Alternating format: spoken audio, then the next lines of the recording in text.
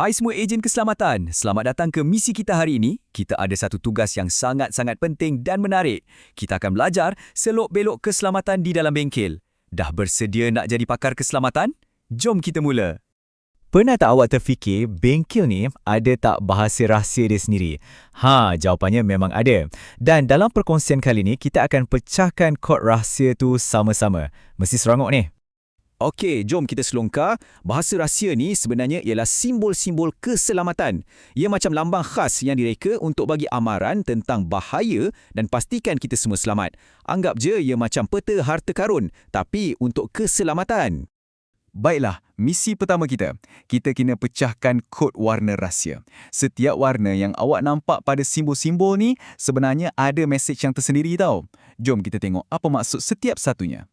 Yang pertama, warna merah. Okey, bila je kita nampak warna merah, automatik otak kita kena fikir berhenti atau dilarang. Maksudnya, ada benda yang kita tak boleh buat. Warna merah ni juga digunakan untuk benda-benda penting masa kecemasan, macam alat pemadam api. Seterusnya, warna kuning. Kuning ni pula macam lampu isyarat kuning. Dia suruh kita awas atau beri amaran. Maknanya, kita kena lebih berhati-hati sebab mungkin ada bahaya dekat situ. Contohnya, macam lantai licin ke atau ada bahan berbahaya. Okey, yang ini warna kegemaran semua orang kan? Hijau. Hijau ni kawan baik kita dalam bengkel. Ia tunjukkan kita kat mana letaknya zon selamat. Jadi, kalau awak nampak tanda warna hijau, ia mungkin tunjuk arah ke peti pertolongan cemas atau pintu keluar masa kecemasan. Dan akhir sekali, warna biru. Kalau tanda tu warna biru, ia bagi arahan yang kita mesti patuhi demi keselamatan. Contohnya, arahan untuk pakai cermin mata keselamatan. Ingat, biru maksudnya wajib buat, bukan pilihan. Okey, ejen-ejen sekalian, jom kita imbas balik sekejap kod warna rahsia yang kita dah belajar ni. Merah untuk larangan, kuning untuk amaran, hijau untuk zon selamat dan biru untuk arahan yang wajib dipatuhi. Mantap! Dah boleh ingat kan? Hebat! Sekarang kita dah faham kod warna, jom kita guna kuasa detektif kita untuk fahamkan pula maksud tanda-tanda rahsia yang paling penting dalam bengkel. Baiklah, cabaran pertama untuk awak. Tengok tanda ni. Warnanya kuning, jadi kita tahu ia satu amaran. Cuba teka, gambar api tu, agaknya ia bagi amaran tentang bahaya apa ya? Tepat sekali.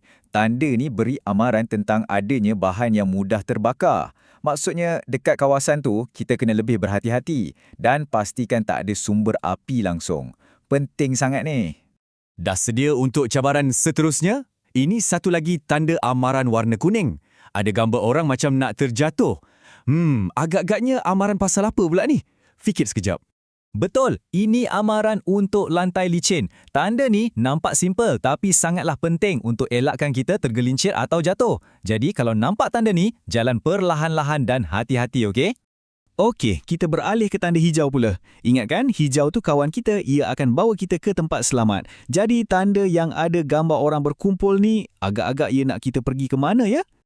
Ya, ini adalah tanda untuk tempat berkumpul. Ia menunjukkan satu kawasan yang selamat untuk semua orang pergi dan berkumpul kalau ada apa-apa kecemasan. Nampak tak betapa bagusnya warna hijau ni? Dia pandu kita ke tempat selamat.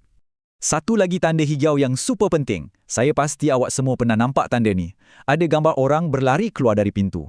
Kemanalah agaknya tanda ni tunjukkan? Tepat sekali. Tanda ni menunjukkan laluan keluar kecemasan. Inilah jalan yang paling pantas dan paling selamat untuk kita keluar dari bangunan kalau berlaku sebarang kecemasan. Kena sentiasa tahu kat mana laluan ni. Tahniah semua ejen, anda dah hampir selesaikan misi hari ini.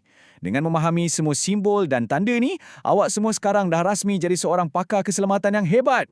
Jadi sebagai kesimpulan, kita dah berjaya belajar bahasa rahsia bengkel. Ingat, merah melarang, kuning bagi amaran, hijau tunjuk tempat selamat, dan biru bagi arahan wajib.